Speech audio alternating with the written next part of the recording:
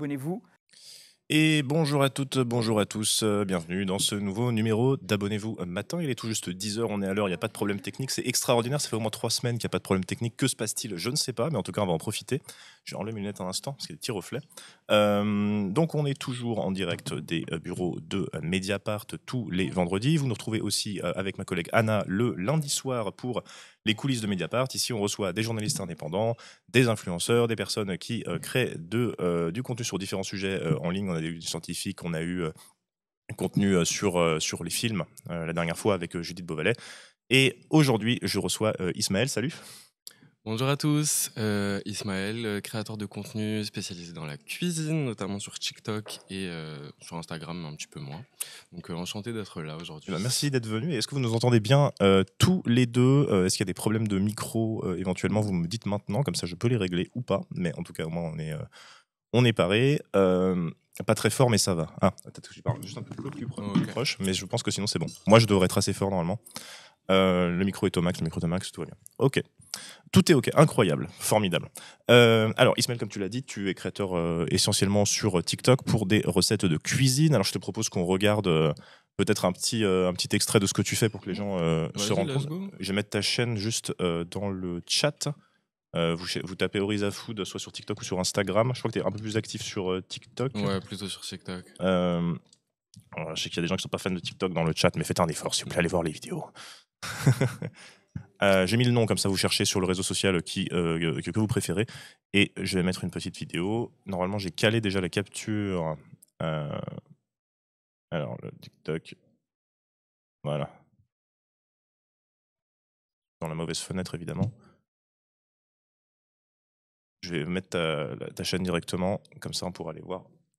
Piocher un TikTok avec la capture. Voilà. On va mettre une recette, je pense un truc un peu classique. Mediapart. Ah, un petit raid. Bonjour, merci au poste. Mediapart. Ouais, je sais pas, je m'as dit que tu ne sais pas trop. Mediapart. En gros, il y a une autre chaîne qui finit son émission qui a envoyé ses spectateurs. Et c'est celle de David Dufresne, qui était ici d'ailleurs il y a 2 semaines. Donc salut tout le monde, j'espère que vous avez passé une bonne émission. Ou c'était Nora qui était là, je ne sais pas. Mais merci pour le raid en tout cas. Donc on va regarder une des recettes, parce qu'il y en a une récente que tu as faite que tu préférerais nous montrer sur ce qu'on voit là éventuellement. Bah écoute, en vrai peut-être la mloria, c'est pas forcément une recette, mais... Celle-ci là? Ouais. Ok, bah c'est ce que Hello, présentation sur nous aujourd'hui. Les créateurs de... Hello, présentation sur nous aujourd'hui en fait. Bon, les créateurs... En fait, le problème de TikTok... Hello, présentation sur nous aujourd'hui en fait. Bon, moi c'est Ismaël, j'ai 27 ans, depuis peu, hein, attention, enfin bref. Et je vais vous parler d'un de mes plats préférés, la mloria. Mais il faut savoir que ça n'a pas toujours été le cas, parce que le moi d'il y a genre 24 ans avant là, ça le terrifiait. Et quand on voit la tronche du plat, franchement, on peut comprendre. C'est vrai que c'est pas le plat le plus sexy, mais avec un petit peu de maturité et de recul, on comprend qu'il y a de la beauté dans le fait d'en avoir quelque chose à foutre de la laideur. Il y a de la beauté dans le fait d'avoir de la patience pour transformer quelque chose de vilain de ouf en quelque chose de bon. Et même de beau si on est un peu inspiré, genre. Bref, pourquoi ça me terrifiait? Vous voyez la dame sur la photo là? C'était ma grand-mère. Elle faisait toujours cuire ça dans un big chaudron de sorcière. Ça cuisait toute la journée, c'était tout noir, ça faisait blop blop blop blop blop blop. Quand j'étais petit, fallait pas que ça s'approche de moi, c'est mort. Mais quand elle est décédée, j'ai pas mangé ce plat pendant de nombreuses années. Et la première fois que j'ai réussi à le refaire tout seul, j'ai été tellement fier, tellement heureux. En fait, c'est un plat qui a une très grosse valeur sentimentale pour moi. Et ma grand-mère, c'était une dame qui était pas très facile, vas-y. Elle avait son caractère, elle était pas gentille, mais s'il y avait un truc qu'elle savait faire, c'était vraiment donner de l'amour à son entourage à travers la nourriture. Et la mloria, justement, c'était un de ses plats signature. Comme je vous ai dit, c'est un plat qui demande de la patience. Ça mijote pendant des heures et des heures et des heures, parfois même plusieurs jours. Donc tu vas pas manger ça tout seul en fait. Faut manger ça en communauté, en partageant.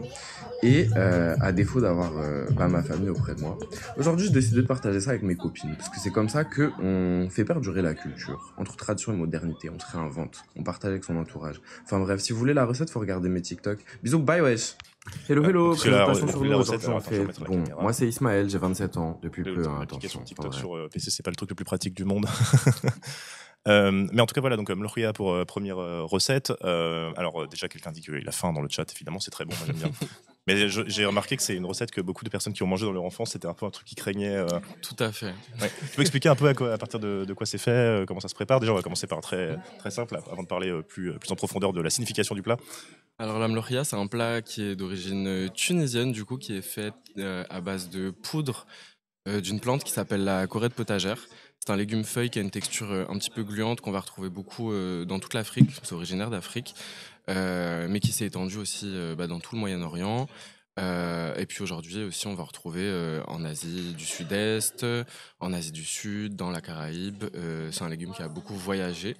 Et c'est pour ça qu'on retrouve aussi énormément de plats qui ont le nom de mlochia dans les pays arabophones, puisque mlochia c'est le nom de la plante, De la plante, oui. mais qui ont tous des manières différentes de le préparer. Aujourd'hui, c'est du coup une version tunisienne, puisque je suis entre autres d'origine tunisienne. Et c'est un plat qui illustre bien, je trouve, ce que tu fais sur ta chaîne. C'est-à-dire qu'on pourrait dire que tu fais des plats du sud global, pour être très très large.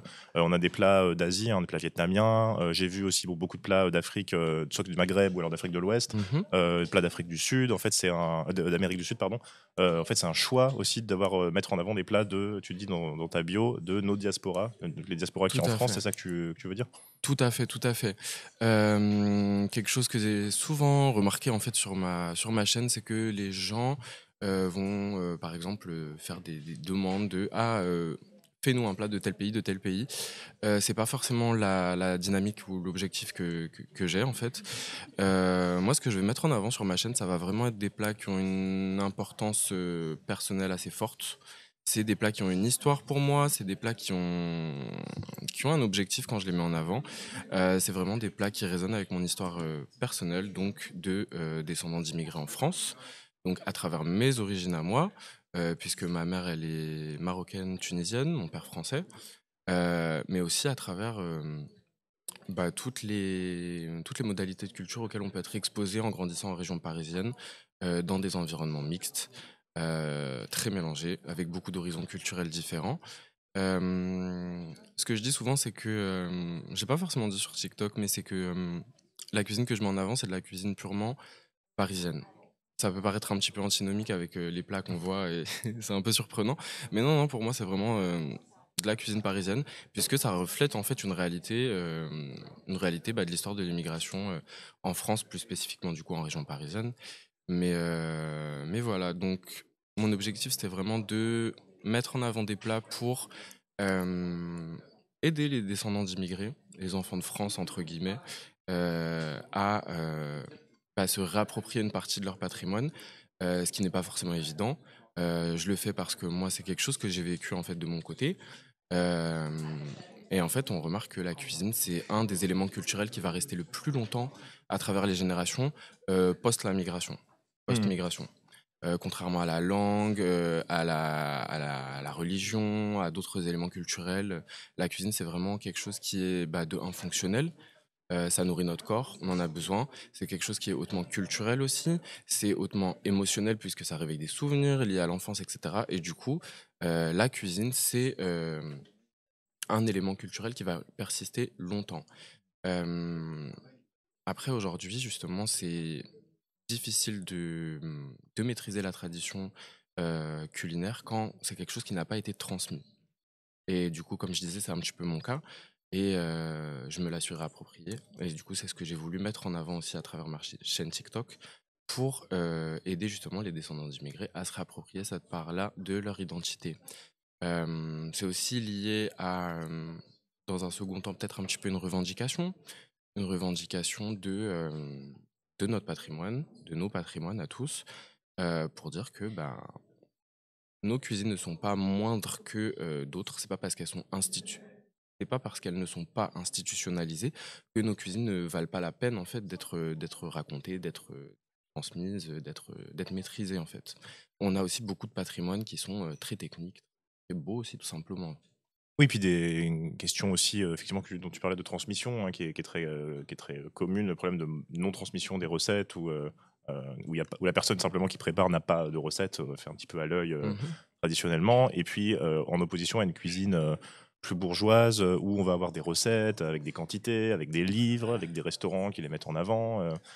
C'est aussi un moyen de faire revenir une cuisine qui est un petit peu mise de côté, même si maintenant il y a quand même des personnes qui arrivent à ouvrir des restaurants en s'inspirant de ces cuisines-là, mais c'est vrai que c'est souvent considéré comme une cuisine secondaire, la cuisine des diasporas. Tout à fait. Après, par rapport au terme de cuisine bourgeoise, en vrai, c'est super intéressant. On est quand même dans un contexte français, donc c'est vrai qu'en France, on a une cuisine bourgeoise, une cuisine institutionnalisée. Par exemple, on passe énormément par l'écrit en France. On a des gens comme Auguste Escoffier qui ont un petit peu réformé la cuisine française et qui ont mis des bases assez fixes au final. On a des cuisines de restaurants, des cuisines dédiées aux riches, faites pour les riches. Mais je mets quand même des petites pincettes sur le terme bourgeois parce que c'est aussi une question de contexte. Dans nos diasporas aussi, on a des cuisines bourgeoises, on a des cuisines de la cour royale, on a des cuisines bourgeoises de riches, de gens qui ont les moyens de se permettre de payer tel ou tel ingrédient. Mais comme on est dans un contexte français, effectivement, là, on va avoir une opposition plutôt entre la cuisine française et la cuisine diasporique, entre guillemets, ou ce qu'on peut dire, ce qu'on peut appeler ethnique, pour englober le tout. Une opposition raciale en fait entre les, Oui, au entre les final, différentes cuisines. Ouais. de ouf, de ouf, de ouf. Et je me rappelle plus ta question. Non, mais c'était pour dire c'est aussi remettre en avant une cuisine qui passe pas forcément par des recettes ou par de l'écrit, Ouais, mais cuisine des diasporas. Alors effectivement, je suis exactement. d'accord avec toi, il y a aussi cette opposition-là dans la cuisine française, où il y a une cuisine familiale qui est pas du tout Mhm. écrite, bien sûr. Mais là, c'est ton contenu à toi, c'est les cuisines des diasporas qui n'est pas écrite et qui est une cuisine de mémoire et de culture familiale. Tout à fait, tout à fait. Et c'est vrai que justement, par rapport au thème de la transmission post-migration, là où pour les cuisines françaises, on va avoir quand même des choses assez établies, des écrits justement pour retracer exactement le déroulé ou les ingrédients d'une recette, dans le cas des cuisines de diaspora, entre guillemets, c'est vrai qu'on les a pas forcément. Ça passe par, au final, énormément de composantes très personnelles, composantes très intimes, très familiales. On va apprendre parce que c'est la mère ou le père dans un cas aussi qui va transmettre une recette. Ces recettes sont pas forcément fixes, même si on a tous aussi des recettes qui sont c'est comme ça, c'est pas autrement. Mhm. Il y a toujours une part de, je pense, de réadaptation personnelle, de réadaptation familiale, et le fait que justement ce lien entre le pays d'origine il était coupé, on est un peu au final dans une espèce de bulle culturelle qui se limite assez souvent au final à la sphère familiale. Et puis il y a Manco qui soulève un point intéressant, c'est aussi la question des ingrédients tout simplement, hein, parce Mhm. qu'il y a des tas de diasporas qui ne peuvent pas Ouais, préparer. de Alors ouf. peut-être moins en Île-de-France, parce que je parle d'Île-de-France, mais je Non, mais pense si. même en Île-de-France, mais des personnes globalement partout dans le pays qui en fait ont du mal ou doivent adapter leurs recettes à ce qui est disponible sur place. Et donc là aussi on crée Ah, de ouf. une nouvelle forme de cuisine. Ah, de ouf, c'est une grande question en vrai. En France, c'est vrai qu'en Île-de-France, on a accès à beaucoup de choses, mais ça n'a pas toujours été le cas. Ou même, on peut voir avec des exemples, je pense aux communautés surtout sud-est et est asiatiques aux États-Unis, mais ça vaut aussi en France, avec, je sais pas si vous voyez tout le modèle du Chinese takeaway, les traiteurs chinois en gros. Oui, chez nous emporté, oui. Exactement, les Chinois importés. C'est pas parce que c'est du fast-food et que c'est des recettes réadaptées que c'est pas forcément authentique. Parce que, au final, ça retranscrit une histoire. C'est exactement euh, l'authenticité de générations de personnes asiatiques qui ont émigré en Occident et qui ont fait ce qu'ils ont pu avec ce qu'ils avaient sur place. Et puis même des réadaptations aux goûts locaux aussi, c'est intéressant. Le Aussi, cheese naan, je crois que ça n'existait pas à la base pour la je suis cuisine pas indienne. sûr. Et la sauce soja sucrée, classique, Oui, aussi, clairement. qui sont des adaptations en fait, de cuisine de De ouf. diaspora au contexte local. De ouf, de ouf. Et c'est pas parce que c'est réadapté et que c'est transposé à un contexte différent que c'est pas authentique. C'est juste la réponse à un environnement, c'est juste la réponse à une histoire au final. Donc Et voilà. aussi cette cuisine. Alors Manco qui nous dit mon père est arrivé dans les années 60 du Vietnam, on ne trouvait pas grand chose, assez pour qu'il vende des nems pour payer ses études. Maintenant c'est mieux grâce au surgelé. Puis même j'ai envie de dire aux personnes qui s'organisent elles-mêmes avec des magasins pour trouver à peu près tous les ingrédients. Je pense à Tank Frère en région parisienne notamment. Et la question aussi par rapport à cette nourriture du regard raciste en fait sur ces plats. Mhm, Moi je pense toujours la phrase de Chirac, le bruit et l'odeur. Je mhm, pense parler aussi de la question de la nourriture où il y a une espèce de recul, que ce soit visuel ou olfactif, par rapport à ces mhm. plats-là, et dont souffrent, je pense, pas mal de personnes qui consomment ces plats. Tout à fait. Et je pense que c'est aussi lié à des biais cognitifs de la part d'une forme de classe dominante entre guillemets. Euh, je dirais que comment dire, pour ériger un modèle culturel dominant, ça nécessite de se positionner. Ça nécessite de se positionner, du coup, en opposition par rapport à quelqu'un d'autre. Ça, c'est quelque chose qu'on voit depuis l'Antiquité. Depuis l'Antiquité, déjà, donc, pendant l'Antiquité, les Grecs antiques, les Romains, c'était des consommateurs de vin, dénigraient, entre guillemets, les consommateurs de bière. Donc, qui sont ces sauvages, les Germaniques, les Égyptiens qui ne boivent pas de vin? Qu'est-ce que c'est que ça? Des rites barbares. C'était une manière, en fait, de se positionner en De opposition distinction, par rapport ouais. à l'autre, exactement, et de créer une identité un petit peu plus uniforme. C'est des choses qu'on retrouve encore aujourd'hui, bien sûr. Et la malédiction du durian. C'est des trucs qu'on retrouve encore aujourd'hui. C'est enraciné dans une histoire de la colonisation, bien sûr, puisque là, les mêmes dynamiques ont été à l'œuvre. La colonisation, c'était une extension du capitalisme. On a voulu créer de la richesse, on a voulu se positionner comme dominant, on a voulu développer les industries. Il a fallu, pour ce faire, du coup, euh, et pour justifier les invasions, les pillages, la colonisation, l'esclavage, etc., créer de toute pièce une figure de quelqu'un qui mérite d'être dominé. Mm. Donc, les peuples du Sud global ne sont pas les égaux des Blancs. Donc ça passe par l'exploitation des corps, ça passe par le fait de dénigrer la langue, la culture, etc. Et la cuisine aussi, même si on n'y pense pas forcément. La cuisine, c'est quand même quelque chose d'assez central dans les thèmes de colonisation. Le fait d'aller chercher des ingrédients, la canne à sucre, le café, le cacao, etc. Et du coup, on va dénigrer les cultures indigènes, donc la cuisine aussi. Et je pense que ce qu'on a aujourd'hui comme émanation de ça, c'est clairement comment on avait ça? Des micro-agressions, des remarques, ce genre. Ouais, des micro-agressions, des choses comme ça, mais c'est un héritage de la colonisation au final. Donc, on va avoir des stéréotypes sur le fait que la cuisine africaine, ça sent fort, et puis c'est trop gras, les Asiatiques, ils mangent du chien, etc. Il y a toujours cette part de mystère, cette part de saleté, cette part d'incertitude, cette part de danger par rapport à ce qu'on va ingérer. Et ça, c'est clairement des choses qui sont liées à des stéréotypes coloniaux. Le stéréotype de la saleté, du bruit de l'odeur au final. Comme ce que tu as dit avec Chirac. C'est ça. Donc c'est clairement un héritage de ça, ouais. Oui, puis effectivement, des mythes qui sont totalement arbitraires par rapport à ce qu'on peut trouver en cuisine française, des plats avec des odeurs fortes, des plats gras. Si on creuse, on trouve absolument tout ça dans la cuisine européenne, même au sens Tout à large. fait. Le Le maroilles, ça sent pas bon. maroilles, ça sent pas bon, c'est très bon. Le durian, ça pue, mais c'est très bon. Ça ressemble un peu à du fromage d'ailleurs. Et puis je vois la façon de manger. Je connais pas Zohran Mamdani, mais C'est le attaques candidat racistes, à la mairie de New York. ah voilà, c'est ça. Parce qu'il mange avec les mains, c'est exactement ça. Au final, c'est toutes les normes qu'on a entre guillemets en Occident, c'est très situé culturellement. Le fait de manger avec des couverts, c'est très situé culturellement, et c'est même bourgeois parce qu'on a réadopté, on a normalisé les codes bourgeois de la table. À la base, les classes populaires en France ne mangeaient pas forcément avec des fourchettes et des cuillères à poisson et je sais pas quoi, hein. Ils mangeaient avec du pain et avec les mains. Oui. C'est vrai qu'on a le niveau supérieur aujourd'hui où il y a plusieurs types de couverts pour chaque type d'aliment, ce qu'on fait pas forcément au quotidien. Ça me fait penser un peu à Norbert Elias sur le processus de civilisation. Il parle de ça justement, des bonnes manières, comment l'Occident s'est doté de cette idée-là de civilisation. Et ça me fait aussi penser, comme on parle de TikTok et que tu es essentiellement sur TikTok, il y a des trends en ce moment sur, je sais pas si tu as vu ça, sur la nourriture indienne.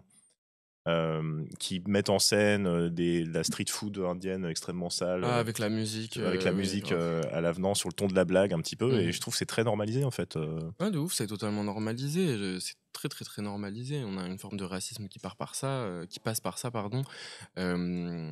Sous couvert de blagues, etc. C'est drôle, on rigole tous, mais en fait, c'est très représentatif d'une forme de racisme qui est totalement normalisée. Dans les vidéos qui sont mises en avant sur cette trend, entre guillemets, on va avoir des stands de street food qui sont très sales, etc. etc. Je vous garantis que dans les cuisines parisiennes, c'est pas toujours super propre non plus. Et aussi, il faut se poser la question de qu'est-ce qu'on définit comme sale. Dans les vidéos, oui, des fois, il y a des trucs qui sont clairement super sales. Oui. Mais c'est pas juste parce que vous voyez des gens qui mangent à la main dans la rue et qu'il se trouve que ces personnes-là sont indiennes ou dési au sens global du terme, que c'est forcément sale. C'est aussi des biais et c'est juste que les gens ont. Que les gens ont, effectivement, oui. Bon, c'était plutôt effectivement sur le phénomène de réappropriation. Tu veux dire, Super Marie, en parallèle, il y a plein d'ouvertures de restos street food qui ouvrent. J'extrapole peut-être, mais je me demande si c'est pas un phénomène à la Lidl. Tu veux dire un peu de réappropriation. Après, la street food en France, ça n'a jamais été un énorme truc, j'ai l'impression. Mais oui, c'est possible qu'il y ait un peu un phénomène de gentrification, en fait, et de réappropriation aussi de ces cultures-là en parallèle, mais c'est toujours le cas. À la fois, on critique la cuisine traditionnelle, et après, il y a des personnes qui sortent d'écoles de commerce qui vont récupérer le principe et faire un restaurant à partir de ça. Énorme problème à Paris, évidemment. Je voulais revenir sur une vidéo que tu as faite qui m'a interpellé sur les troubles du comportement alimentaire. Vous allez voir, c'est en lien avec ce qu'on dit. Si ça te va, je vais la Ouais, vas-y. projeter sur vos écrans. Le gars habite en 88. Alors attends, capture chat plus caméra, voilà. Voilà. Je vous mets cette vidéo-là qui s'ouvre encore dans le mauvais onglet, bien sûr. De poids, c'est pas un objectif en soi. La perte de poids, c'est pas un objectif en soi. L'important, c'est d'être sexy bisou et d'être heureux dans son corps et dans sa tête. Et vous n'êtes pas obligé d'abandonner vos nourritures culturelles pour aller atteindre des objectifs très peu réalistes. Qui, en plus, ne vous apporteront pas grand-chose à part des troubles du comportement alimentaire et la réalisation que, en fait, même en étant désirable aux yeux de la société, vous vous sentez vide dans votre tête, tu vois. Perso, en grandissant, j'étais bad, un enfant gros et tout, et ça m'a créé beaucoup de complexes et tout. Du coup, j'ai fait une perte de poids un peu drastique et je mangeais que des brocolis bouillis, genre poulet sans sauce et tout. Et ça m'a grave créé des... Je sais pas, mais en vrai, un peu comme des TCA et tout, des trucs comme ça et tout, tu vois. Vous pouvez manger des choses bonnes et être heureux sans ruiner votre santé. Genre, vous n'êtes pas obligé de vous auto-punir tout le temps, en fait. Arrêtez là, mais c'est l'idée que vous avez, hein, c'est que aussi il y a la critique sur ces nourritures-là en particulier, mais qui rejoint quelque chose de plus large sur l'idée de la maigreur, que ces nourritures-là sont mauvaises, et ça on en vient à oublier aussi cette part-là, la culture. Est-ce que c'est un truc que tu peux raconter aussi par rapport à ce Ouais, que tu bien as vécu? sûr. Merci d'exposer mes traumas au grand jour. Ils sont sur Mais TikTok. en même temps, je les ai sur Internet, c'est ma faute aussi. Non, mais c'est une question assez intéressante parce que j'ai remarqué aussi, vachement sur TikTok, au final, on a de plus en plus de nutritionnistes qui vont revendiquer. J'ai vu surtout des femmes noires en vrai dans mon algorithme, mais beaucoup de nutritionnistes afro entre guillemets qui vont se réapproprier les cuisines de leur culture d'origine et qui vont expliquer qu'il y a énormément de bénéfices dans les cuisines de la diaspora, entre guillemets. C'est quelque chose que j'ai aussi pu constater de manière personnelle. J'ai rédigé un mémoire pendant mes études sur, en gros, l'émergence de nouveaux modes de consommation alimentaire chez les Français descendants d'immigrés d'Afrique de l'Ouest. Genre, c'est long. En Île-de-France, pardon. C'est long. Mais un sujet qui revenait assez souvent, c'était les TCA. Parce que Les troubles du quand... comportement alimentaire. Exactement, troubles de comportement alimentaire, pardon. Et quand j'avais des interrogés, souvent des femmes en plus, qui parlaient de ce thème-là, c'était en général pour dire qu'il y avait une espèce de rupture par rapport à la cuisine de la culture d'origine. Une rupture parce que, on est dans des modes de vie voilà, capitalistes, on n'a pas le temps de faire la cuisine, nanana, mais c'était vraiment aussi ce truc de on m'a fait avaler pendant des années et des années que la cuisine de mon pays en fait était trop grasse, n'était pas bonne pour la santé, n'était pas équilibrée. Et c'est vrai qu'on a une forme un peu de chez les diététiciens, les nutritionnistes, c'est pas des secteurs qui sont encore très ouverts et très développés sur les cultures étrangères au final à l'Occident. Donc automatiquement, on va avoir des gens qui vont consulter et qui vont se voir dire ne mangez pas les plats de chez vous parce que c'est pas bon, il faut manger il faut manger des brocolis, il faut manger des carottes, il faut manger des petits pois, il faut manger Oui. Sauf que ça correspond pas en fait, ça correspond pas du tout à l'habitus alimentaire de tous les patients. Et le thème des TCA, ouais, c'était quelque chose qui revenait beaucoup et il y avait beaucoup de femmes du coup qui abandonnaient les plats de leur culture pour aller manger des Et je trouve ça grave triste parce qu'on a énormément de diversité dans nos cultures à tous, d'ingrédients qui sont très sains, de plein de choses qui sont très bonnes pour la santé. C'est juste que c'est pas forcément valorisé. Et il y a aussi ces biais qui sont basés sur le racisme, en vrai, le bruit et l'odeur, qui vont faire en sorte que ces cuisines-là sont dénigrées. Oui, puis même sans parler de santé, tout simplement, aujourd'hui, je vois des nutritionnistes aussi pas mal sur les réseaux qui reviennent sur un discours de dire, en fait, vous pouvez vous faire plaisir, les régimes, ça fonctionne pas en tant que tel. Exactement. Même pas besoin de trouver des bienfaits aux aliments, ou parfois c'est pas des discours pas très scientifiques, mais en fait, peu importe. Les gens disent, en fait, on peut se faire plaisir et rééquilibrer son alimentation sans forcément s'affamer en mangeant des brocolis, quoi. Ah oui, donc, je parlais encore des restaurants dans le chat. C'est marrant parce qu'en cuisine vietnamienne, il y a beaucoup de légumes et d'herbes, mais comme les non-viet les mangent pas, souvent on ne les a plus dans les restos et donc c'est féculents et viande. Ouais, ça, c'est ce qu'on disait aussi sur la réadaptation, parce qu'il y a une réadaptation culturelle en soi, mais aussi une réadaptation au public occidental en fait, dans ces cuisines-là qui se fait dans les restaurants notamment. Bien sûr.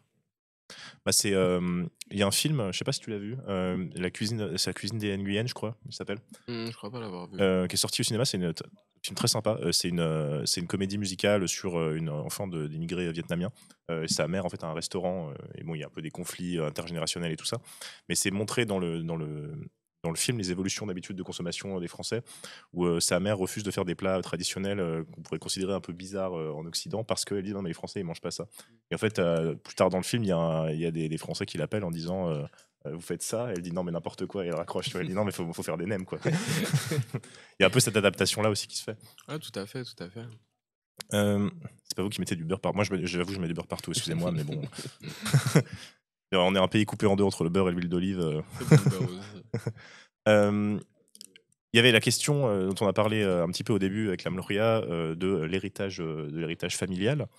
C'est aussi, au-delà de la question de la diaspora, c'est aussi une question personnelle et familiale aussi pour les gens qui contactent. Tu reçois des messages aussi par rapport à ça sur ton compte? Ah ouais, de ouf, hein, franchement.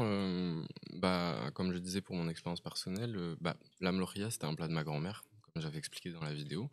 Quand elle est décédée, je savais pas comment remanger ce plat, et j'ai appris à le faire moi-même. Du coup, vous voyez bien que grosse valeur. Rapproche un petit peu les micros. Tu peux Ouais. rapprocher la geste parce que comme ça, il y a des petites variations. C'est Voilà. un plat qui a une grosse valeur émotionnelle pour moi, et c'est le cas pour beaucoup de gens. Effectivement, j'ai reçu des messages de personnes qui me remercient, entre guillemets. La plupart du temps, c'était aussi des descendants d'immigrés en France, ou des personnes adoptées, qui me disaient merci d'avoir mis cette vidéo, parce que ma mère, elle m'a jamais montré comment faire ça. Elle m'a jamais montré, aujourd'hui elle est décédée, ou bien elle refuse de me montrer parce qu'elle aime bien faire ça aussi. Regarde comment je fais, je fais pas Ouais, de de ouf. quantité. Ouais, donne jamais les quantités. Mais oui, j'ai eu des gens qui me remercient par rapport à ça, parce que la cuisine, c'est quelque chose qui a une grosse valeur émotionnelle, une grosse valeur de souvenir familial, etc. Donc je suis content de le faire, c'est pour ça que je fais ça à la base. Pour dire quelque chose d'un peu plus pratique, peut-être avant de passer à d'autres questions, c'est tu fais beaucoup de recettes sur ton compte. Je vais peut-être un petit peu défiler ton compte pour que les gens voient un petit peu. Ouais, on a énormément de recettes de pays très différents que tu fais assez régulièrement en plus, alors que tu travailles à côté. Comment tu t'organises pour choisir et préparer tout ça? Comment ça fonctionne pour présenter ces plats? Ok, en fait, c'est très très organique. Je sais qu'il y a des créateurs de contenu cuisine qui vont faire quelque chose de super organisé, machin, machin. Moi, je suis pas dans ça. Ce que je montre sur ma chaîne, c'est vraiment ce que je mange au quotidien, entre guillemets. Enfin, Ok. au quotidien. Euh, Quand je me mets la déterre de faire un plat qui respecte, entre guillemets, la tradition, puisque au quotidien, on improvise toujours un peu. Après, ouais, c'est super organique, hein, c'est juste j'ai envie de manger ça, Mm. je vais faire ça. Voilà. Mais c'est vrai que ça demande une organisation. Il faut aller chercher les ingrédients, il faut faire les courses, etc. Il faut prendre le temps de filmer, il faut prendre le temps de faire le montage de la vidéo. Donc, oui, c'est une organisation, mais je dirais pas que je suis quelqu'un de très dans la planification par rapport à mon contenu. Genre, vraiment, ça sort comme ça sort, et je fais. Voilà. Et pour les recettes, tu fais comment? C'est des personnes qui te les envoient? Est-ce que tu as des sources particulières? Ou est-ce que toi, tu t'adaptes aussi par rapport à ton goût? En fait, il y a toujours une forme d'adaptation au goût, je pense. Même quand c'est quelqu'un qui nous envoie une recette fixe, il y a forcément eu une adaptation au goût personnel à un moment ou un autre. Après, moi, en général, c'est des recettes soit qu'on m'a apprises dans ma vie, avec des gens que j'ai côtoyés, des gens de ma famille, des amis, des gens de la famille de mes amis, etc., etc. Des recettes que j'ai pu apprendre dans le milieu du travail, parce que j'ai travaillé un petit peu en restauration. Ouais, on va en parler aussi. Hein. Des recettes. Enfin, je suis quelqu'un aussi d'un peu obsessionnel, donc quand il y a quelque chose qui m'intéresse, j'ai tendance à aller creuser. Donc, je fais beaucoup de recherches. Ça passe pas trop par les livres en général, parce que dans les livres de cuisine, je trouve qu'il y a une forme un petit peu d'uniformisation et de lissage des recettes, du patrimoine, etc., culinaire, pour se conformer aux clients de la FNAC, entre guillemets. Il faut quelque chose d'assez, comment on dit, genre C'est assez lisse et puis. palatable, enfin qui est acceptable pour le palais des gens, un peu comme dans la restauration, comme ce que tu disais tout à l'heure, on s'adapte au palais occidental, enfin du client occidental. Je trouve que dans les livres, c'est un peu pareil.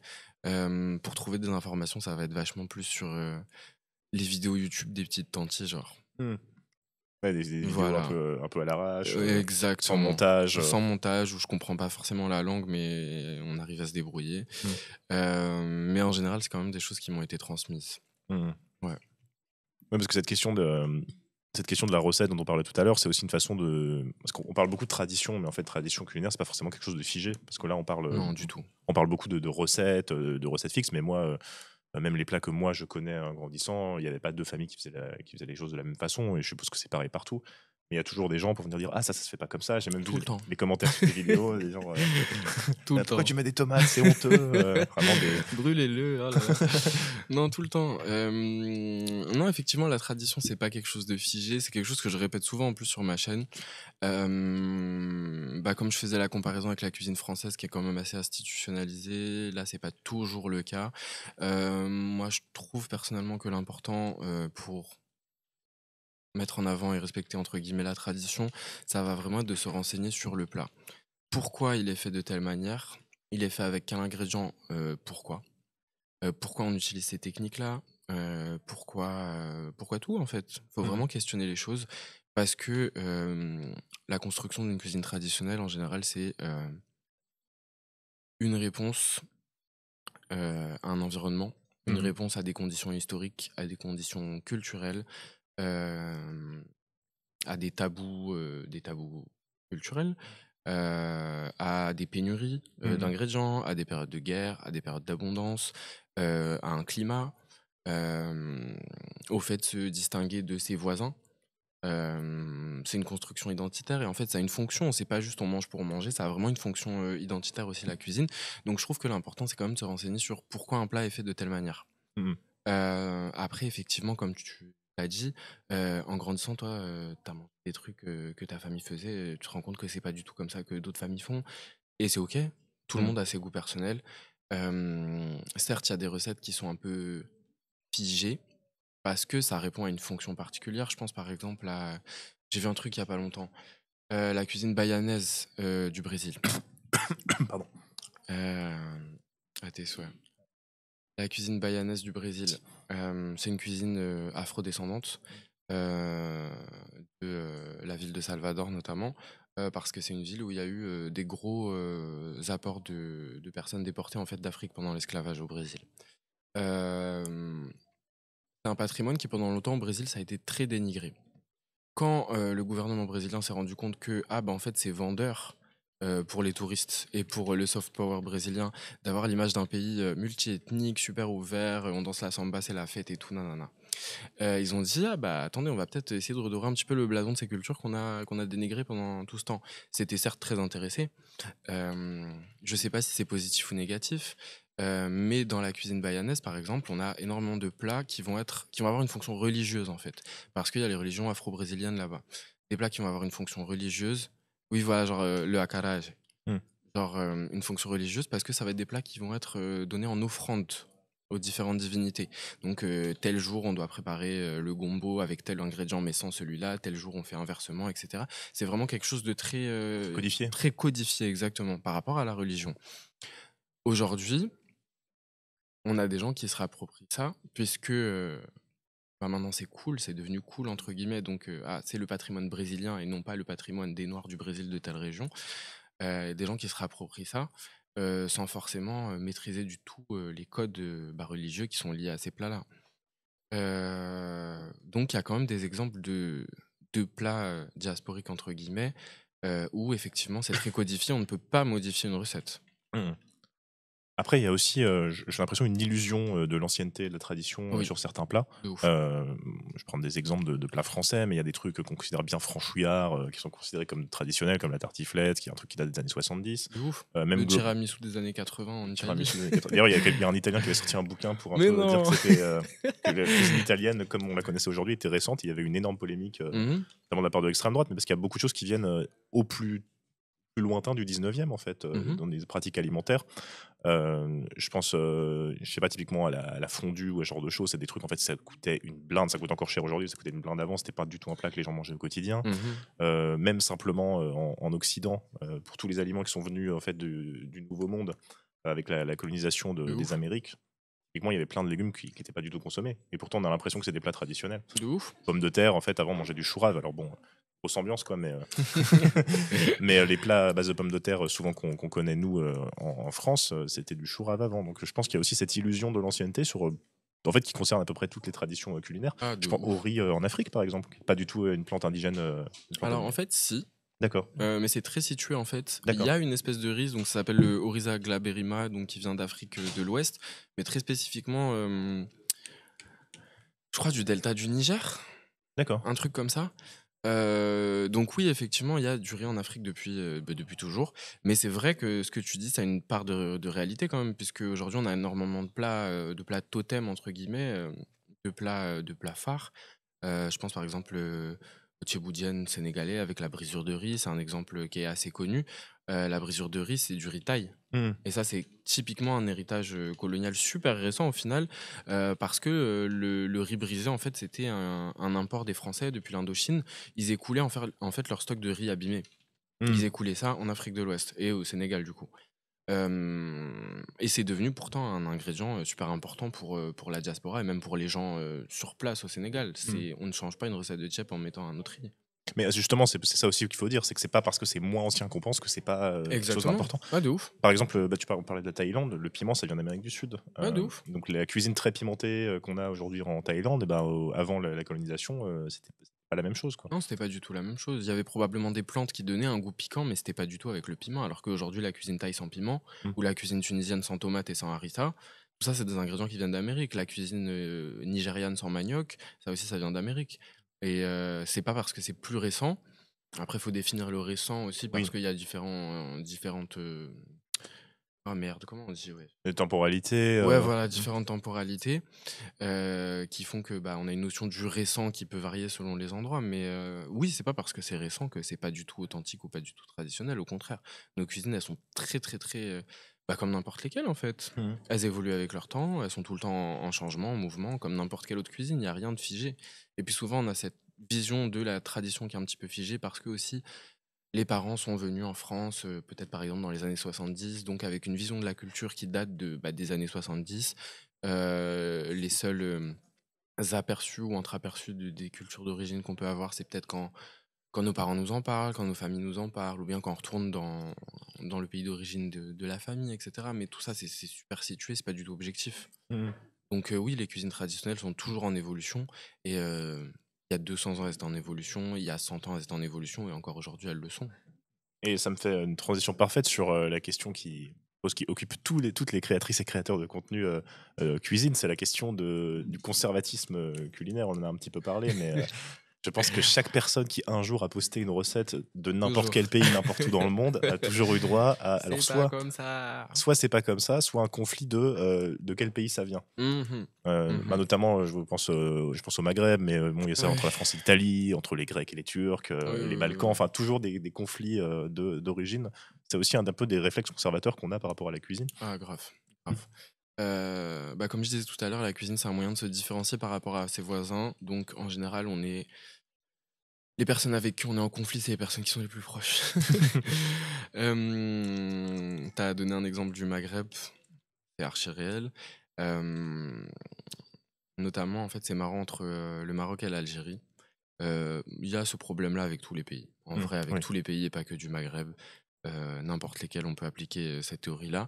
Mais ce que j'ai remarqué, par exemple, c'est que justement, les conflits dans mes commentaires, entre guillemets, sur le thème de la cuisine, sont beaucoup plus prégnants entre des gens qui se revendiquent marocains, des gens qui vont se revendiquer algériens.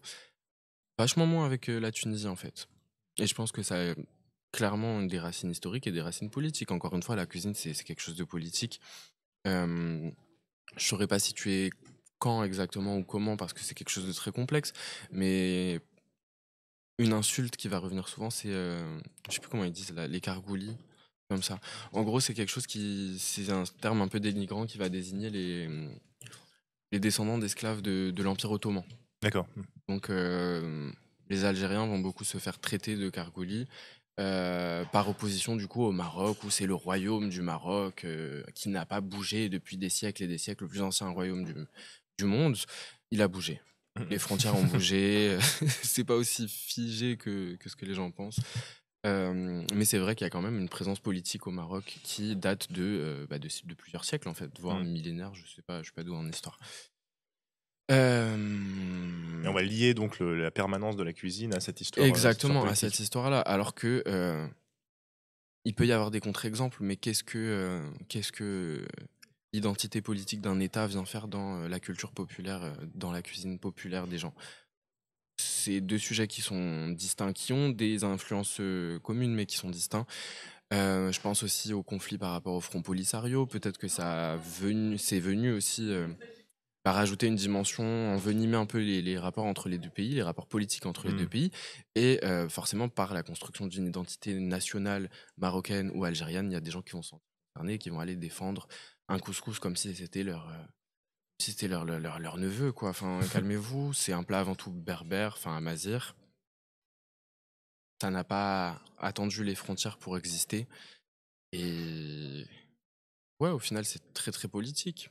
Puis surtout que, comme tu l'évoquais un petit peu, mais dans une région frontalière, on va retrouver des plats semblables des deux côtés parce que la Exactement. frontière est toujours poreuse et Exactement. Encore plus dans des pays du sud global, surtout en Afrique, où les frontières, elles ont très souvent été tracées à la règle c'était la conférence de Berlin, je crois. oui, c'est ça. Oui. Euh, les frontières en Afrique ne sont pas du tout représentatives. Je pourrais te donner un autre continent en vrai, mais j'ai pas forcément d'exemple en tête. Ils sont pas du tout représentatifs des réalités linguistiques ou ethniques ou culturelles du continent en fait. Donc on va avoir des Sénégalais, des Maliens qui vont se battre pour le mafé. On va avoir des Algériens, des Marocains qui vont se battre pour le tagine. Et on peut donner 10 000 exemples comme ça. Vous accrochez à une identité nationale d'un État qui a une volonté politique de défendre ses intérêts à lui, pas ceux de la population. Oui, puis même n'importe quel État va avoir intérêt à mettre en avant tel ou tel plat Oh, de en ouf. fonction de soft power, alors que dans la réalité, ça traverse les frontières. Il y a des spécialités qui sont très semblables, hein, même en Europe. On peut prendre des exemples, multiplier les exemples sur les types de plats où en fait c'est quasiment la même chose à un ingrédient ou un type de préparation près. Et en fait, chacun va dire ça, c'est comme ça qu'on le fait ici. Exactement. La façon dont on le fait. Et même au sein d'un seul pays. Donc, encore une fois, les frontières géopolitiques ne représentent pas forcément les frontières culturelles. Même au sein d'un seul pays, on va avoir 10 000 versions d'un plat différent, surtout dans des pays où il y a une grande cohabitation ethnique différente, ou même au sein d'une même ethnie. On va avoir des préparations super. Je pense au ndolé camerounais, par exemple, qui est un plat sawa à la base. Sawa qui est une ethnie du Cameroun. Sawa, c'est une ethnie du Cameroun, exactement. C'est un sujet à chaque fois qu'il y a une recette de ndolé sur les réseaux sociaux. Parce que les Sawa ne mettent pas de gingembre, ils mettent très peu de condiments au final dans leur ndolé. Donc il y a un plat à base de feuilles amères et d'arachides. Mais la plupart des Camerounais, en général, mettent des condiments. Il y en a même qui vont rajouter du gingembre, de la tomate, etc. C'est pas normalement dans la recette traditionnelle, mais c'est un plat aussi qui s'est propagé à travers tout le Cameroun, alors qu'il est très situé ethniquement parlant à la base. Aujourd'hui, c'est devenu un plat emblématique du Cameroun. Chacun a sa manière de le préparer. C'est pas forcément bon ou mauvais, mais c'est comme ça en tout cas. Oui, c'est des questions simplement de subjectivité sur comment on considère qu'une recette est bonne ou pas. Mais je pense effectivement, j'étais même à l'intérieur d'un même pays, mais même en France, tu retrouves ce genre de débat d'une région à Ah, de l'autre sur ouf. des plats. En fait, les similitudes sont assez grandes. On parle des Lyonnais qui piquent tous les plats à 200 km à la ronde. T'as quel bif avec les Lyonnais? Non, mais c'est parce que j'ai habité longtemps à Lyon et quand tu vas dans les restos à Lyon, les plats, il y a des trucs de Bourgogne, ils disent que c'est lyonnais, quoi. Je voulais revenir un petit peu sur toi, ton expérience personnelle, parce qu'il nous reste un gros quart d'heure, c'est pas mal. Les tacos, par exemple. Tacos que les Mexicains ont copié à Villeurbanne, hein, bien sûr, ça c'est connu. Je voulais revenir sur ton expérience personnelle, parce que tu as travaillé en cuisine. Comment ça a influencé, toi, ta perception de ce qui est la cuisine, des recettes, la question de la préparation? Dans quel type de restaurant tu as travaillé et comment ça a influencé ton expérience? Ok, bah moi j'ai travaillé dans le monde de la restauration, j'ai travaillé surtout dans un restaurant vietnamien, un restaurant familial, et ça résonne totalement avec ce qu'on disait tout à l'heure par rapport à la réadaptation de la tradition familiale et culturelle quand on arrive dans un nouveau contexte. Donc je travaillais dans un resto très familial en fait, où c'était ma patronne, c'était ses parents qui avaient ouvert leur premier resto quand ils étaient arrivés en France, et typiquement ils se sont adaptés avec ce qu'ils avaient. il n'y avait pas à l'époque tant que frère, il n'y avait pas nanani nanana. Ils se sont adaptés avec ce qu'ils avaient et ils se sont adaptés aussi au goût de leurs clients parce qu'ils avaient besoin avant tout de survivre et de payer leur loyer. Bah ouais, c'est la galère. Donc ils sont adaptés pour avoir des clients en fait. Et par rapport aux ressources qu'ils avaient sur place. Bien sûr, les recettes, elles ont évolué avec le temps. Il y a eu l'arrivée des grands magasins asiatiques, des filières d'import-export qui sont développées quand même vachement de manière stable et pérenne. Aujourd'hui, en Île-de-France, on a accès à tous ces produits-là. Mais ça reste des recettes familiales qui ont été réadaptées. Donc, ce qu'on servait dans ce restaurant, c'était typiquement des recettes de papa, comme il l'appelait. Il fallait que tout le monde l'appelle papa. Et Du coup, Ouais, excuse-moi, vas-y. Non, vas-y. Non, je disais, t'as vécu comment cette expérience? Ça t'a fait avoir une autre vision sur certaines choses, sur la façon de considérer la cuisine? Bah ouais, de ouf. Bah, typiquement sur le thème de la tradition et de l'héritage familial, bah, on se rend compte justement que les choses ne sont pas du tout fixes. Et que justement, c'est pas parce que c'est modifié par rapport à ce qu'on peut manger au Vietnam, du coup, puisque c'était un resto vietnamien, que c'est moins authentique. Peut-être un petit peu moins traditionnel, mais ça reste totalement authentique. Donc ça, c'est quelque chose que j'ai pu constater, entre guillemets. Et t'as pu voir ça et après t'as aussi appliqué, je sais que tu fais des recettes vietnamiennes sur ton compte, t'as aussi acquis un savoir-faire aussi particulier par rapport à ça De ouf. Par rapport à la cuisine vietnamienne, bon, moi j'ai eu la chance d'y aller au Vietnam il y a plusieurs années, longtemps. Donc j'ai pu manger des trucs. Je pense que c'est une des choses dans ma vie qui m'a fait énormément apprécier la cuisine vietnamienne. Mais j'ai aussi des personnes d'origine vietnamienne qui étaient dans ma famille. J'ai eu cette expérience dans la restauration, donc j'ai différents apports divers, on va dire, par rapport à ça. Mais il y a clairement des recettes du restaurant que je remets en avant sur ma page et j'explique que c'est des recettes familiales et que ça a une histoire en fait d'immigration, une histoire d'adaptation, etc. Donc ouais. T'as une grande diversité de recettes aussi. Est-ce que t'as pu voir un petit peu des similitudes, des choses qui revenaient un petit peu d'une recette à l'autre, que ce soit au point de vue technique ou même des ingrédients? Tu as vu un petit peu des liens entre ces différentes recettes? Ouais, grave. Et ce qui est marrant, en fait, c'est qu'il y a énormément de liens justement entre des cuisines qui n'ont rien à voir entre elles. Il y a énormément de liens entre des cuisines de continents différents. On va avoir l'utilisation de beaucoup de produits fermentés dans les cuisines d'Afrique de l'Ouest et dans les cuisines d'Asie du Sud-Est, alors qu'au premier abord, on se dit que c'est pas forcément un lien. Oui. Plot twist, des fois si. Des fois si, ouais. Voilà, la colonisation. Il y a eu des échanges entre différentes cultures culinaires qui n'ont pas forcément de lien entre elles au premier abord. Mais oui, de manière purement, je pense que ça reflète aussi une réalité climatique, environnementale, comme je disais tout à l'heure. Il y a l'utilisation de produits fermentés, c'est un souci de conservation aussi. Un souci de conservation, un souci d'amélioration du goût, d'assaisonnement, je veux dire.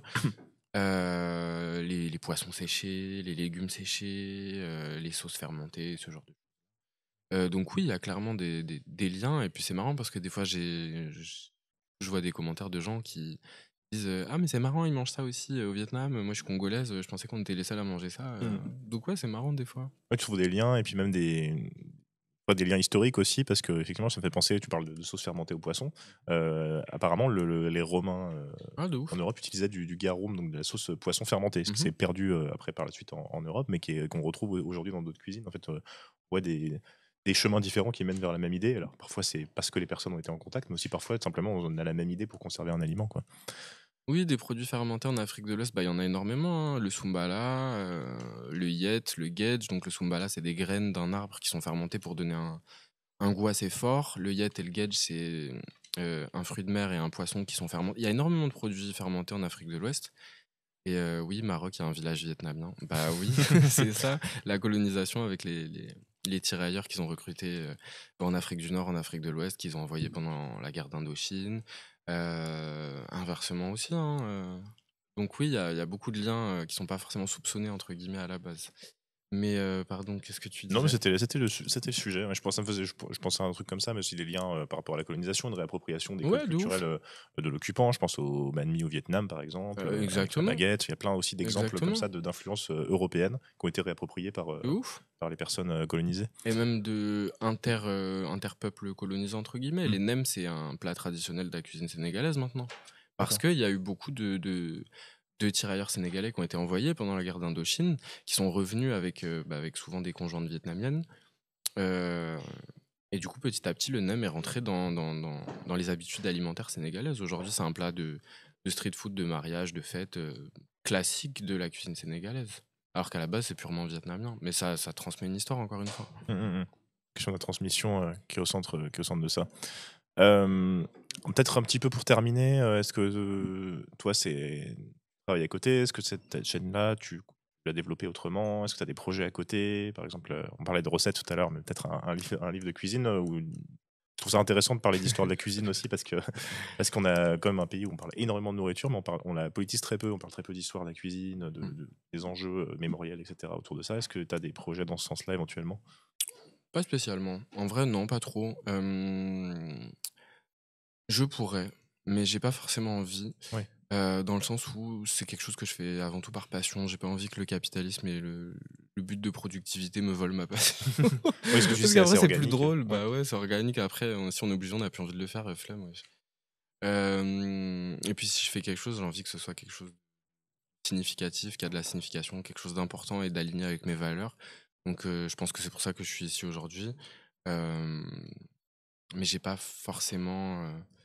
À un moment, j'ai eu un petit business d'épices parce que c'était par nécessité financière, entre guillemets. J'étais dans la galère, mais sinon, c'était sympa, mais je le referai pas. J'ai Ils pas n'auront pas, forcément envie. pas le fruit de ta passion. Merci. Exactement. Je vais mettre il est où le son du tambour? Il est là.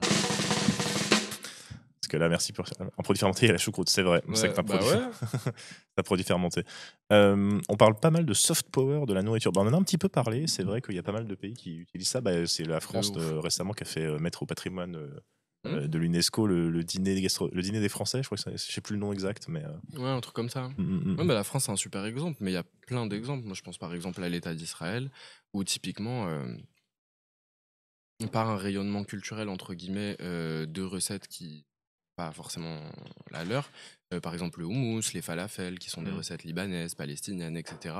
On va légitimer une présence au Moyen-Orient en se rappropriant des recettes traditionnelles de l'endroit et en revendiquant une appartenance. Là où c'est pas forcément, même pas du tout le cas en fait. C'est une forme aussi de soft power. Je pense aussi à la Thaïlande par exemple. Thaïlande, oui. Le pad thai, c'est pas un plat traditionnel qui a des siècles, c'est un plat qui a été créé de toutes pièces par le gouvernement dans un objectif de répondre à une problématique de pénurie de riz, puisque ça consomme moins de riz de fabriquer des nouilles en le mélangeant avec de l'eau, du coup, plutôt que de manger du riz nature, tout simplement. Donc, il y avait une pénurie de riz, donc ça fait ça. Mais aussi le fait de créer un plat qui va un peu créer une identité nationale rassemblée. C'est pour ça que ça s'appelle le pad thai. Je sais plus dans quelles années ça a été créé, mais c'est récent, pas hein. super vieux. Peut-être les Regarde. années 70 ou 40, je sais plus. Je sais plus du tout. On va fact-checker le pad thai en On direct. fact-check. Alors, Wikipédia. Histoire, un des plats thaïlandais les plus connus. D'origine plat national à la suite de la répression après la Seconde Guerre mondiale. Ouais, Années voilà. 40, enfin 40-50. C'est ça, donc c'est un plat qui est au final assez récent. Et la Thaïlande a énormément sponsorisé ses restaurateurs à l'international, justement pour avoir une forme de rayonnement culturel à travers la cuisine et d'avoir une forme de soft power. Et ça a fonctionné. Oui, ça fonctionne, tout le monde connaît le Tous pad les thai. touristes vont manger du pad thai en Thaïlande quand ils y vont. Et ils ont envie d'y aller justement pour ça, donc ça Oui, mais fonctionne. ça se fait régulièrement pour des questions économiques, de mettre en avant un plat particulier, ou alors une filière qui veut écouler un produit, par exemple.